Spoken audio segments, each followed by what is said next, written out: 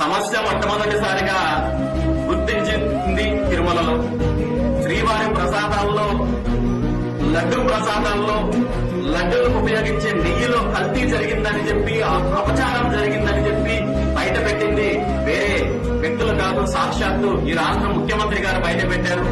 దాని మీద సుమారు 15-20 రోజుల పాటు అనేక రకాలైన చర్చలు జరిగాయి, వాదోపవాదాలు జరిగాయి.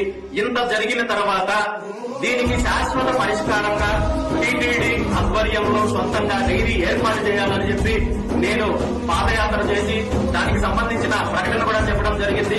1000 గోవులు సమకూర్చడంతో పాటు నేను సొంతంగా ఇవ్వడంతో పాటు 1,00,000 గోవులు ఉచితంగా అందిస్తాను. అదేవిధంగా డైరీ మీరు ఒక చోట పెట్టడానికి ఇబ్బందిగా ఉంది అంటే రాష్ట్రంలో ఒక 20 ప్రాంతాల్లోనూ 25 ప్రాంతాల్లోనూ ఒక్కొక్క చోట ఒక 10,000 గోవులతో డైరీ ఏర్పాటు చేస్తే దానికి కావలసిన భూమిని కూడా నేను సమకూరుస్తాను.